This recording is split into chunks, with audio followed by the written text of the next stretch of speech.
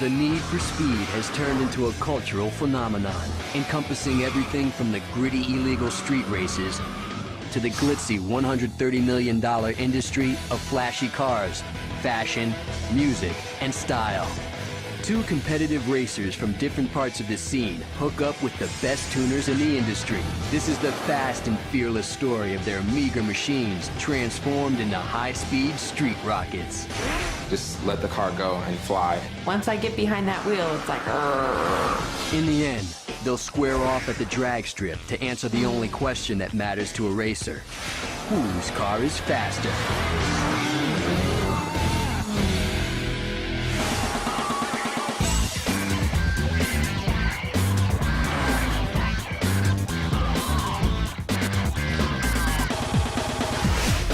Whether they race them illegally on the streets or at sanctioned drag strip events, speed enthusiasts have one goal: to be faster than everybody else. Right now, we're gonna head over to the Ontario racing area, kind of where a lot of cars hang out. 22-year-old Obi Logue has been street racing since age 16. He owns a turbocharged, all-wheel drive 1990 Eagle Talon. A lot of my big races have been with high horsepower cars, but on the street. Kind of live on the edge a little bit, so you don't always play by the rules. Obi's competitor, 24-year-old Layla Flores, is a wife, mother, and street racing fanatic who runs her car at the legal tracks instead of the streets. Layla drives a turbocharged, front-wheel drive 1997 Honda Civic Coupe. I don't like the whole street racing scene. I'd much rather drive to the tracks, get a printout, you know your times, you get more respect. Two racers, two different worlds, meet on the same track to compete for bragging rights and to see who's faster. In countless parking lots, hundreds of cars and drivers gather each night to mix it up in the underground world of illegal street racing. You know what? Being at the street races, we do it because we love it. It becomes a lifestyle. You just grow into it. It's almost like a drug. I mean, it's like half legal, half illegal form of a drug. Like any addiction, street racing carries its share of risks and potentially dangerous consequences. I've gotten into a lot of trouble at the street races. I've been hit for probably every ticket in the book. They arrested me. They tried to get me for a DUI, tried to get me for evading a peace officer. Anything that a cop can hit you for, I've probably been hit for. With cars traveling in uncontrolled environments upwards of 100 miles an hour, accidents can injure or kill both racers and bystanders. My mom's thoughts on me racing have been don't get caught, since my racing career has basically been on the street and doing things illegally. I think mainly I'm concerned about his safety, so I've never watched him race. I would love to watch my son race legally. That's my dream for him. All it takes right now is one cop to come rolling through here, hit his lights, and just start talking over the microphone, get out of here, we're gonna start calling this, and pretty much everyone just jumps into the cars and we all just scatter. We're gone. If a cop moves us from this spot, which is the meetup spot, we're going to a track. The rules of street racing are there pretty much aren't any rules of street racing. We look for cars that we can beat, but at the same time we look for cars that are going to be competitive enough to gamble. You know, sometimes we're not out there to win money, sometimes we just go out there just to run for fun. What's up, man? You want to run today? Yeah, I was thinking about it. Want to run 240? What's up? Want to run 240? 240? I might as well. All right. So basically right now we just hooked up a nice little run for my boy here, and we're gonna head over to a private track. It's nice, it's flat, it's pretty long, got enough time to stop. With the cover of darkness in deserted industrial areas and next to freeways, street racers run their cars anywhere they can mask their roaring engines and avoid the police. This is my girl here. She's basically gonna flag the race. The more I got to know him and the more of a passion he showed for this, the more interested I became in it. And the adrenaline rush is the same for me as it is for him.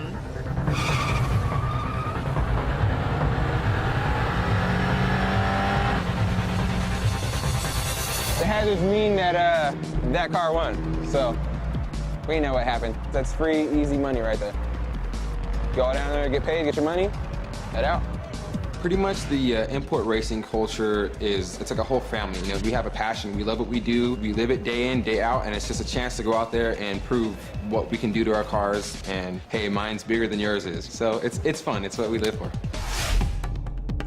The track provides racers a legal alternative to racing on the streets, and that's where Layla first discovered the rush of getting behind the wheel.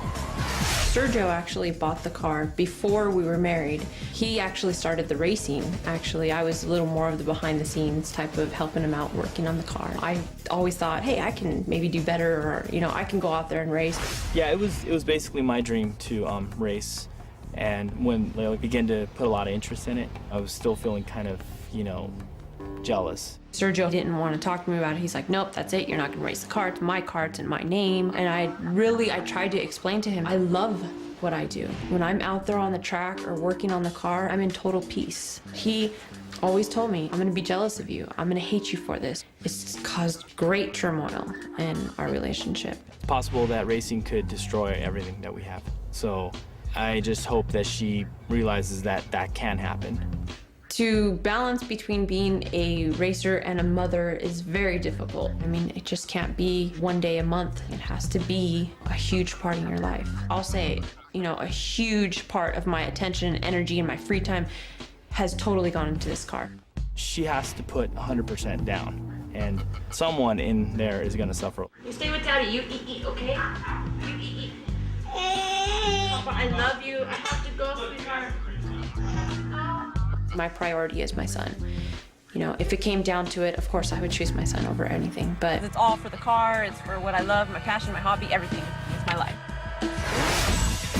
Before going pedal to pedal, both Layla and Obi will visit A-list tuners who will work with them to increase the speed of their everyday rides. Across town, for the first time, Obi meets up with his team of tuners, Dr. Charles, Chris Hansen, and Sharon Dominguez. We're here at Autolink, home of the legendary Dr. Charles Madrid. He can do whatever it takes to probably win this race. The way I got my nickname, Dr. Charles, well, I can fix cars, I can bring things back to life, just basically like a doctor would, but just don't have that much schooling and that much money he went through, so I just basically got the nickname Dr. Charles. I guess we're gonna see what kind of car we get today. So I don't know if it's gonna be like a piece of shit or immaculate. So today? It's Monday. It's Monday. It's Monday, Monday morning. to get done. Hey, the car's here, guys.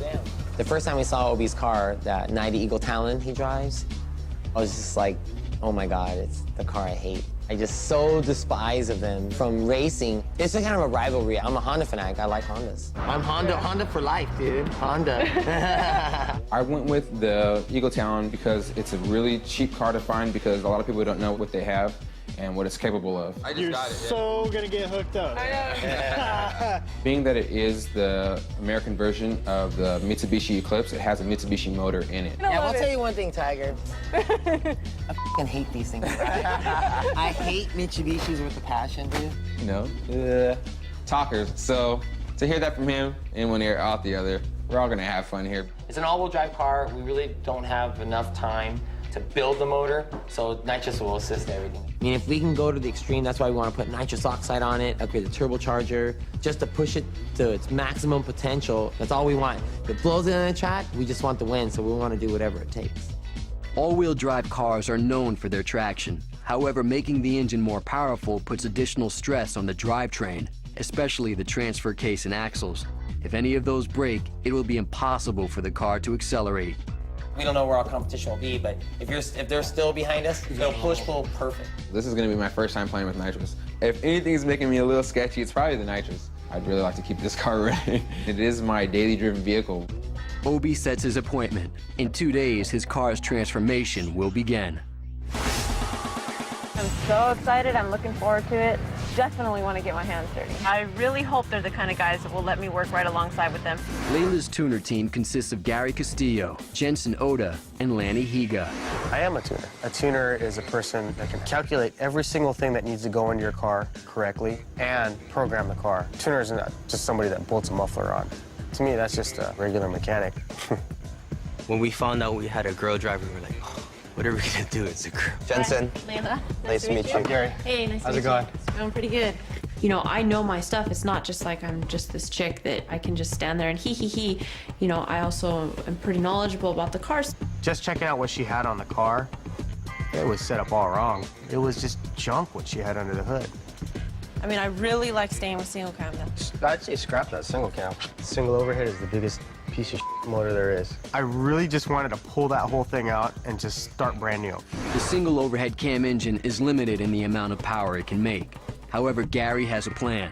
If he swaps the single cam engine for a dual overhead one, the car will have the potential for twice the horsepower, twice the speed. To not want to swap to a dual overhead is just like, are you smoking crack or what, you know? When they told me that they wanted to take out my engine and just put in a dual overhead cam, it felt like, your kid is ugly, you know? Anybody that owns a Honda is gonna want to go the dual overhead, unless they want to be slow. The dual overhead cam engines are definitely a better platform. I love racing, and if something's gonna help me to get there quicker and a little less expensive, then I'm open to it. And I want to work with you guys. Okay, there's a vacuum over there. My whole life I've been talked down to and put down and kind of shoved under the rug. It's like, just give me that chance. So That's all I would ask for, just respect, you know? Layla schedules her appointment with Gary, Lanny, and Jensen for the following day.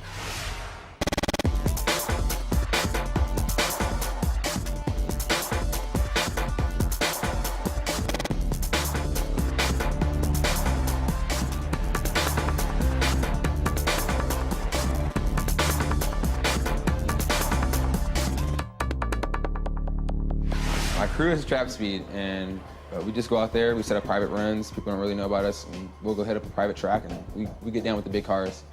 We're all like, hey, everyone drives slow. Yeah, right. And then I see everybody pass the Civic came up, and I was like, okay. Well, I was just trying to catch up. That's what I'm trying to do. When we're out there at the street races, it really is another like secret society that's going on. The gambling is one aspect of it, and the gambling can kind of get really ugly. There's fights that break out. I've been around when they started shooting, you know, over money. You get a lot of guys that are like 16 years old out there for the first time. They don't know how things, you know, work out on the streets. It's very dangerous, and that's what pretty much the cops come out there to stop. the street racing culture, I think, has gotten a lot of popularity because of the movies that have come out and kind of glamorized, Hollywoodized the whole street racing scene, and that it's okay and that it's cool and that nothing's gonna happen to you. Whereas in reality, I've seen too many of my friends get their car taken away or get in fights, and you know, I mean, people bring guns, and I mean, it's like a gang type of a thing. I don't like it the way that it's become now. You know, I think that it's just blown out of proportion. When you're street racing, the biggest danger is when people cut in front of you. Basically, two cars are lined up, they both take off, they're going full throttle. And a lot of the idiots, they don't know what's going on. You know, they're out at the street races just to be there, and all of a sudden you see a car trying to like bust a U-turn in the middle of the lane. And that's real bad. That's the way a lot of people have died, and that's the way a lot of the accidents happen. It's a big risk every night when you go out, and a possibility of getting hit by a car or crashing. If a car is going down the street and it, say a front-wheel drive car, breaks the axle, it's gonna veer to that side. It's gonna bang you and all of your friends, whoever's standing around you or whoever just so happens to be in that exact section.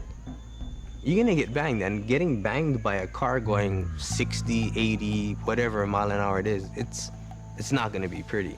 Worst part if you get pulled over by a cop is, 1, you could go to jail, 2, you could lose your car, or 3, you get fixie tickets that you just don't really want. Hopefully the cop's not smart enough to understand what you have under the hood, because you're constantly fixing it. So it's not worth it. Sometimes we'll get these guys out here, and they'll pretty much just block off a track or help a cop, you know, trying to stop us or something. So we get big trucks like this that'll block off a whole exit for us to get out of, and that kind of traps us in an area, and we can't get out.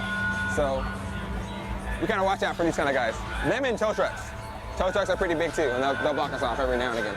All it took was one time for me to get caught, and from there, just, you realize your consequence of, you know, I'm busted, I'm screwed for life. So it was a scary situation. Track events are like 3 times a year. Street races are 3 times a week. I want the industry to grow. I want the street racing to not stop. I mean, of course, it's never gonna stop, but you want it to get to more of a professional level. Professional sanctioned events, import sanctioned events, is actually built by street racers. By the racers, for the racers. 90% of the people that are racing in these events now, I'd say 99% of them, are actually hardcore street racers from back in the day.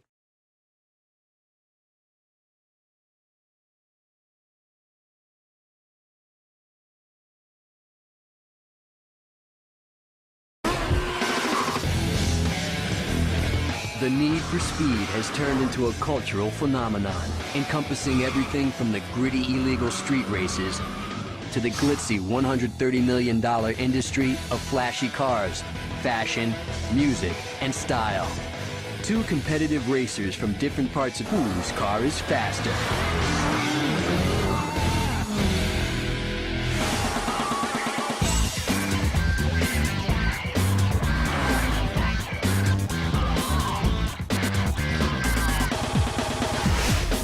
Whether they race them illegally on the streets or at sanctioned drag strip events. And with high horsepower cars, but on the street. Kind of live on the edge a little bit, so you don't always play by the rules. Obi's competitor, 24-year-old Layla Flores, is a wife, mother, and street racing fanatic who runs her car at the legal tracks instead of the streets. Layla drives a turbocharged. Speed enthusiasts have one goal: to be faster than everybody else. Right now, we're gonna head over to the Ontario racing area, kind of where a lot of cars hang out. 22-year-old Obi Logue has been street racing since age 16. He owns a turbocharged, all-wheel drive 1990 Eagle Talon. A lot of my big races have been the scene. Hook up with the best tuners in the industry. This is the fast and fearless story of their meager machines transformed into high-speed street rockets. Just let the car go and fly. Once I get behind that wheel, it's like, "Argh." In the end, they'll square off at the drag strip to answer the only question that matters to a racer.